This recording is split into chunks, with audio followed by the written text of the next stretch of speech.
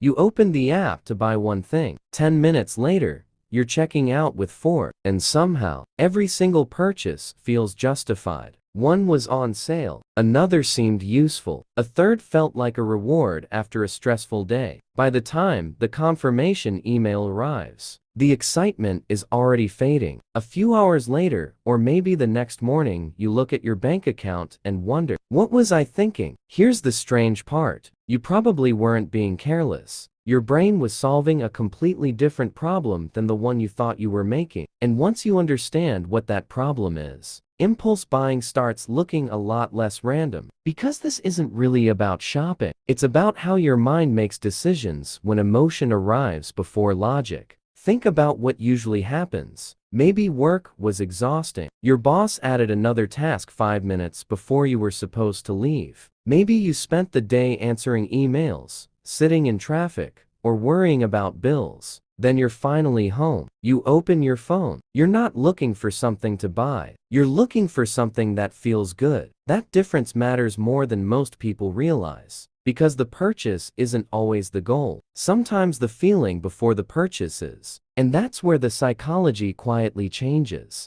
Your brain doesn't experience shopping only after you own something. The anticipation itself can feel rewarding. Scrolling, comparing, adding items to your cart, watching that total build. It's almost like your brain starts celebrating before you've even paid. That's why browsing can feel surprisingly relaxing after a difficult day. The product hasn't entered your life yet, but emotionally, it already has. Now, here's something even stranger. Have you noticed how an item can seem almost impossible to stop thinking about until the moment you buy it? Then, within days, sometimes hours, it becomes just another object. The excitement disappears much faster than you expected. Not because the product was bad, because your brain is designed to adapt to things that become familiar. What once felt exciting quietly becomes normal, and that creates a cycle. The uncomfortable feeling returns, so your brain starts searching again, not necessarily for another product, but for another emotional lift. This is why impulse buying can happen even when someone earns more money. More income doesn't automatically change how emotions influence decisions. It may simply increase the number of opportunities to spend. Now think about online shopping for a second. Have you ever added something to your cart, closed the app, then found yourself opening it again later that evening? Nothing about the product changed,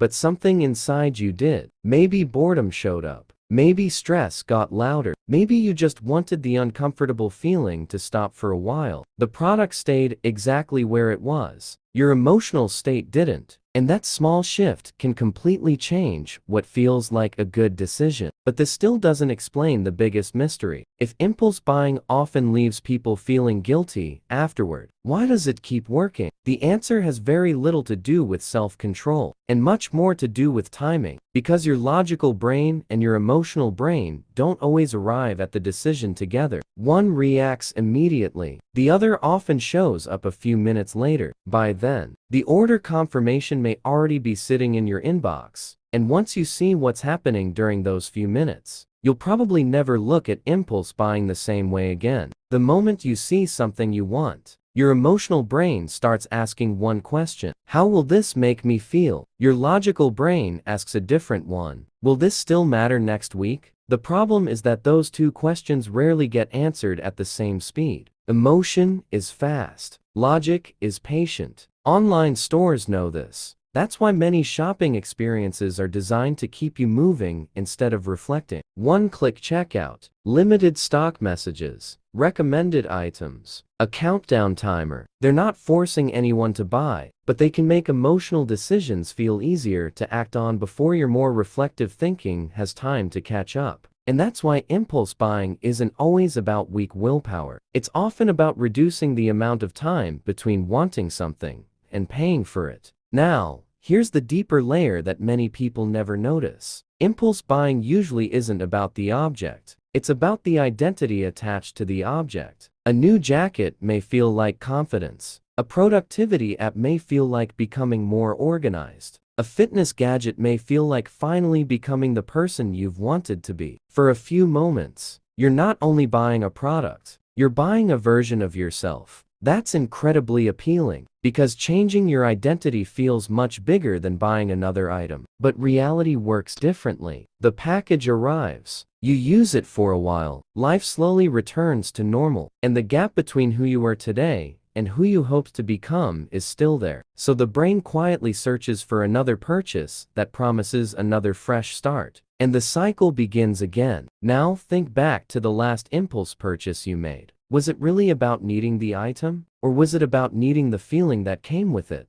That question can completely change the way you see your own spending. Because once you notice the feeling, you stop blaming yourself quite so quickly. Instead, you become curious. What was happening in my life when I wanted this so badly? Maybe you were overwhelmed. Maybe you felt underappreciated at work. Maybe you were bored. Maybe you simply wanted something positive to happen that day. The purchase wasn't solving those problems. It was briefly distracting you from them. And distractions can feel surprisingly convincing in the moment. But here's the encouraging part. Understanding this doesn't mean you'll never make another impulse purchase. It means you'll finally know where to pause. Not at the checkout page. Earlier, at the emotion. The next time something suddenly feels impossible to resist, don't immediately ask, "Can I afford this?" Ask something slightly different. What feeling am I hoping this purchase will give me? That tiny question creates something incredibly valuable. A few extra seconds. And those few seconds are often enough for your logical brain to join the conversation. Sometimes you'll still decide to buy it. And that's okay. The difference is that the purchase becomes intentional instead of automatic. That's a completely different experience. So maybe impulse buying was never just about money. Maybe it was about emotions quietly wearing a price tag. And once you recognize that, you're no longer fighting every advertisement or every online store. You're simply understanding your own mind a little better. What's one purchase you were absolutely convinced you needed, but later realized you mostly wanted because of how you felt at the time? I'm curious how many of us have had the exact same experience. And if today's video changed the way you think about spending. The next video explains why earning more money doesn't always make people feel wealthier, because the biggest financial trap often begins after your paycheck gets bigger. I'll see you there.